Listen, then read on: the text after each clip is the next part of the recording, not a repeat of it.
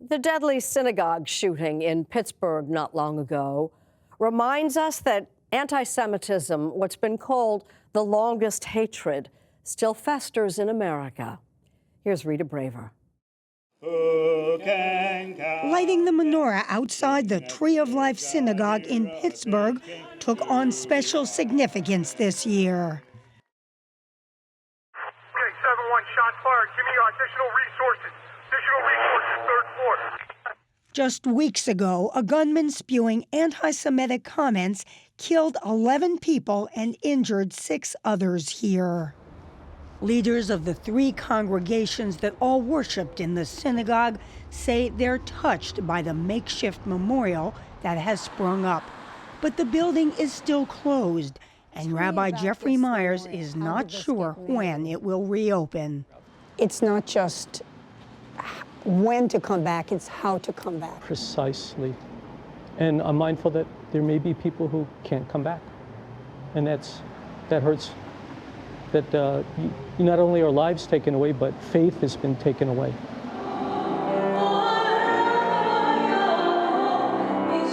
For now, services are being held at a neighboring synagogue, and Rabbi Meyers, who witnessed the attack and was able to get several congregants to safety, is taking it one step at a time. I don't think there's anything that can mentally prepare a human being to go through what I've gone through. Please be seated. And for many Jews around the country, what happened in Pittsburgh was a bitter reminder that anti-Semitism is on the upswing.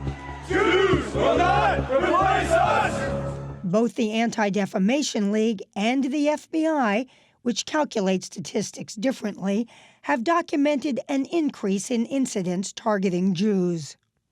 Look, anti-Semitism has been rightfully called the longest hatred.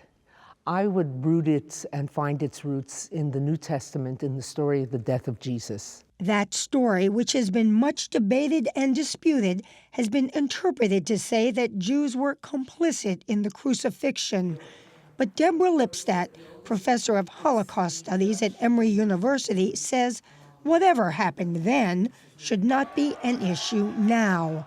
Why should we still be dealing with that 2,100 years later?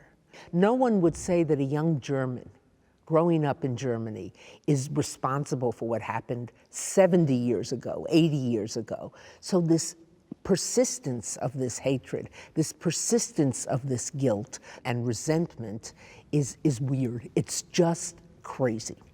Along with this, there has been a stereotyping of Jews. The stereotypes are money, a fixation with money, power.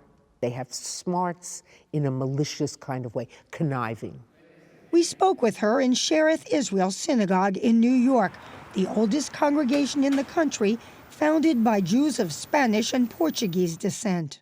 They took a chance and they came here. But from colonial times on, Jews faced discrimination, barred from some jobs, housing, schools, and clubs. Still, many Jews have succeeded in this country in every sector and felt safe. Take Jonathan Weisman, deputy editor of the New York Times Washington Bureau.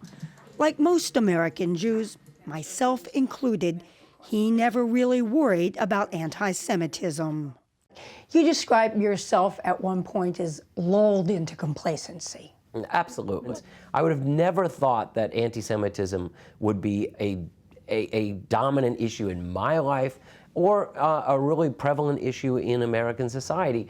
But that was before the day in 2016 that he tweeted out a short excerpt from a piece by writer Robert Kagan that was critical of Donald Trump's campaign. And I got this reply back from somebody calling himself @CyberTrump. And @CyberTrump just said, "Hello, Weisman."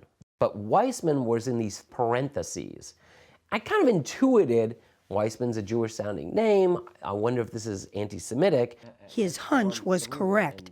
As Weisman notes in his recent book, those parentheses triggered an online mob, and soon he was bombarded with thousands of nasty messages. There I am. Oh my gosh. Yeah, so that's fairly anti-Semitic, I would say. Yeah, I'd say. And though many came from people claiming to be Donald Trump supporters, There is, as you know, still a lot of debate about whether the president has in any way deliberately encouraged anti-Semitism. Where do you come out on that? I know he has Jewish grandchildren. So do I believe that he is an overt anti-Semite? It's hard to believe that. What I do know is he has had an exceptionally hard time pushing away the anti-Semites and the racists and the white nationalists who have clamored around his movement. but others argue Trump shouldn't be blamed for any of it.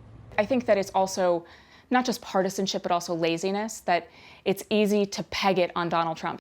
Jewish American journalist Bethany Mandel was also targeted after criticizing candidate Trump and became so fearful I always stay armed. she actually bought a gun. She showed us the bullets. So you've got them there in case you need them. Yeah. But she disputes the idea that President Trump is winking at anti-Semitic followers. He likes when people support him, and he doesn't really care who they are. But I don't think that he supports them, and I don't think that he is sending them any kind of signals. In fact, the alleged Pittsburgh gunman was not a Trump supporter, and the president did condemn the shootings.